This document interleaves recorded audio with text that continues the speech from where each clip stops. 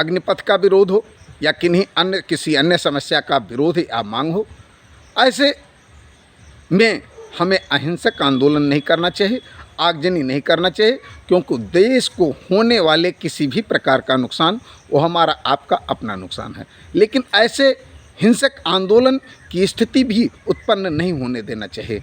इस प्रकार के आंदोलन में जितने हमारे जिम्मेदार नवयुवा हैं, सेना की तैयारी कर रहे नवयुवा हैं, मान लीजिए सरकार के अनुसार कुछ अराजक तत्व हैं, उससे कम जिम्मेदार सत्ता में बैठी हमारी सरकार नहीं है। क्योंकि ऐसी स्थिति उत्पन्न भी नहीं होने देना चाहिए। जहां मैं देश के नवयुवकों से कहना चाहूँगा कि हम अंग्रेज़ों से नहीं, अपने ही देश में अपनी सरकार से लड़ रहे हैं, और हमारे देश में संविधान में ये व्यवस्था है कि यदि कोई सरकार निरंकुश हो जाए, तानाशाह हो जाए, तो उसे बदलने का अधिकार संविधान में वोट के जरिए हर 5 साल पर हमें मिला है। हम ऐसी सरकारों को बदलने, ऐसी नीतियों को बदलने का दम रखते हैं। साथ ही साथ मैं सत्ता से भी कहना चाहूँगा कि देश हित में, समाज हित में, जनहित में जब कोई योजना बनाई जाती है तो इसीलिए हमारे देश में सदन बना हुआ है।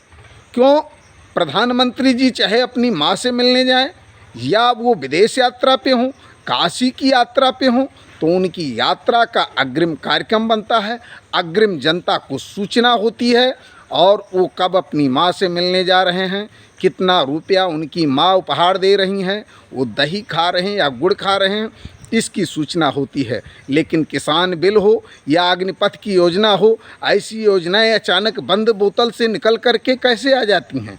निश्चित तौर पर आज जो देश में असंतोष है, देश में जो भ्रम की स्थिति है, इसके पीछे केंद्र सरकार जिम्मेदार हैं।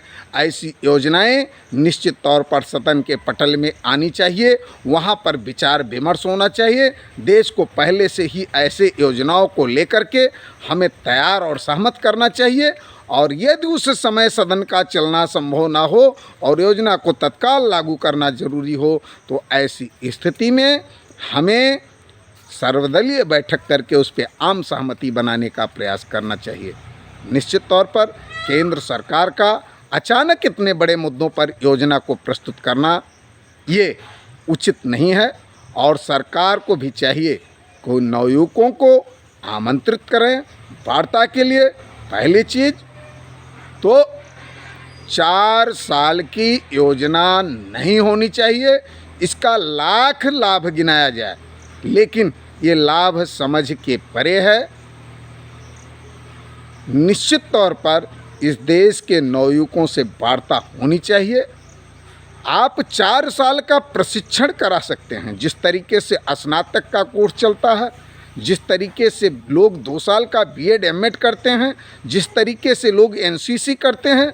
आप अग्निवीर बनाने के लिए अग्निपथ नाम की एक ट्रेनिंग ले आते, आप 2 साल 4 साल ट्रेनिंग कराते, वो ठीक है, लेकिन आप एक तरफ कहते हो कि ये सेना के समानांतर ही सम्मान और लाभ का पद है, दूसरे तरफ आप कहते हैं कि ये हम अग्निपथ योजना देश के प्रत्येक युवा को देशभक्ति सिखाने, उसे हम देश की सुरक्षा के लिए लड़ने और आत्मनिर्भर बनाने के लिए लाए हैं कि ताकि ज़्यादा से ज़्यादा लोगों को जोड़ा जा सके। तो अगर यह ट्रेनिंग है, अगर यह एक केवल देश हित की व्यवस्था है, तो ये सब पर लागू होना चाहिए, इसे एक ट्रेनिंग का नाम देना चाहिए। और अगर ये सेना के समान व्यवस्था है तो निश्चित तौर पर पूर्व के नियमों में कोई परिवर्तन नहीं होना चाहिए। और आज जो लोग इस योजना की प्रशंसा कर रहे हैं, मैं कहना चाहूँगा कि अगर देश के सर्वाधिक मान सम्मान प्राप्त सेना में योजना लागू हो रही है,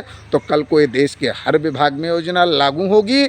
और जिस तरीके से नए पेंशन स्कीम के सापेक्ष, नया पेंशन स्कीम पुराने पेंशन स्कीम के सापेक्ष अच्छा नहीं रहा, आज कर्मचारी उसका विरोध कर रहे हैं। जिस तरीके से किसान बिल का विरोध हुआ, निश्चित तौर पर यह नई योजना आने वाले दिनों में हर व्यक्ति ये मानेगा कि कहीं न कहीं ये गलत कदम उठाया गया।